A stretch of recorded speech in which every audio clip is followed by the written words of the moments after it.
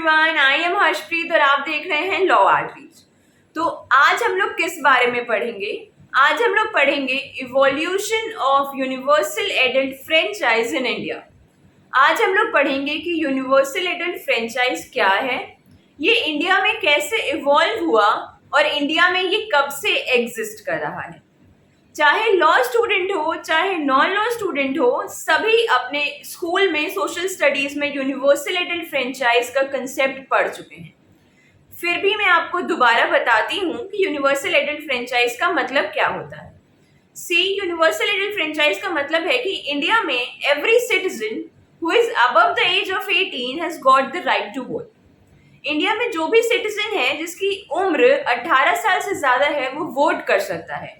They can get the voter ID card and cast their vote in elections. वैसे तो Indian constitution के article 326 में expressly mentioned है कि जो भी इलेक्शंस होते हैं हाउस ऑफ द पीपल के लिए या लेजिस्लेटिव असेंबलीज ऑफ स्टेट के लिए are to be conducted on the basis of universal adult suffrage. लेकिन ये जो आर्टिकल है ये एक दिन में नहीं इवॉल्व हुआ है। ये नहीं कि हमने एक दिन सोचा कि हमने यूनिवर्सली सबको राइट दे देना है वोट करने का और नेक्स्ट डे हमने उसको इम्प्लीमेंट कर दिया। ऐसा नहीं है। इसके पीछे बहुत ही इंट्रीगिंग, बहुत ही फैसिनेटिंग हिस्ट्री है जो कि स्टार्ट होती है गवर्नमेंट ऑफ इंडिया एक्ट 1919 से। गवर्नमेंट ऑफ इंडिया एक्ट 1919 में पहली बार इंडिया में डायरेक्ट इलेक्शंस की बात की गई थी। लेकिन उस टाइम पे जो ये राइट टू वोट है ये यूनिवर्सली सबको ग्रांट नहीं की गई थी। ये 3 बेसिस पे लोगों को ग्रांट की गई थी। On the basis of education they had, on the basis of property they had and on the basis of tax they paid to the government. उसके बाद हम लोग गवर्नमेंट ऑफ इंडिया एक्ट 1919 के बाद हम लोग आते हैं government of India act 1935। Government of India act 1935 में ये जो फ्रेंचाइज थी, जो पहले केवल 3 बेसिस पे लोगों को ग्रांट की जाती थी, एजुकेशन, प्रॉपर्टी एंड टैक्स, इसको थोड़ा सा एक्सटेंड कर दिया गया था। अब इंडियन पॉपुलेशन के लगभग 10% लोगों को राइट टू वोट ग्रांट की गई थी। और मैं आपको बता दूं कि जो भी इंडियन फ्रीडम स्ट्रगल है, इंडिया का फ्रीडम स्ट्रगल हिस्ट्री है, वो एक नोशन ऑफ आइडिया के अराउंड रिवॉल्व करती है कि जो उस टाइम के फ्रीडम फाइटर्स थे, they wanted more participation of Indian population in politics of that time. इसका मटेरियलिस्टिक प्रूफ ये है कि उस टाइम के जो भी हिस्टोरिकल बिल्स हैं वो सब के सब A to Z सारे बिल्स एडल्ट सफरेज की डिमांड कर रहे थे उस टाइम ब्रिटिश गवर्नमेंट से। इन बिल्स में से एक सबसे पहला बिल है कॉन्स्टिट्यूशन ऑफ इंडिया बिल 1895। इस बिल में एक्सप्रेसली स्टेटेड था कि every citizen should be given right to cast 1 vote to elect member of Parliament of India and 1 for members of local legislative councils. इसके बाद Lucknow pact 1916 और Commonwealth bill 1925 में Indian political leaders और main parties जो थी उस time की, INC, Indian national Congress और मुस्लिम लीग, इन्होंने डिमांड की थी लिमिटेड फ्रेंचाइज की।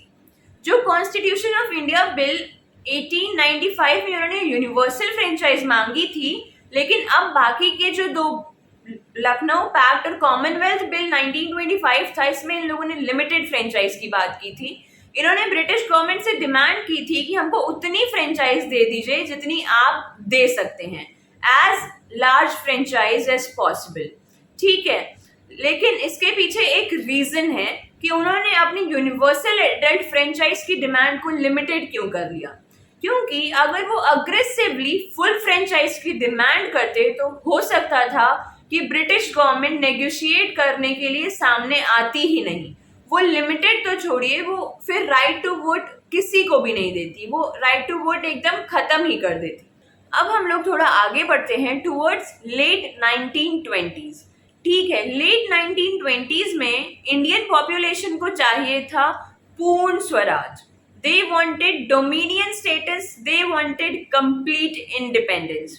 तो इसके बाद के जो भी एक्ट्स या बिल्स हैं, चाहे वो नेहरू रिपोर्ट हो 1928 की, चाहे 1931 का कराची रेजोल्यूशन हो, चाहे 1945 की सप्रू रिपोर्ट हो, चाहे 1945 का Ambedkar state and minorities bill हो, चाहे 1946 का Gandhian constitution of free India हो, इन सब में ही अडल्ट सफरेज की बात की गई थी, वो भी यूनिवर्सल।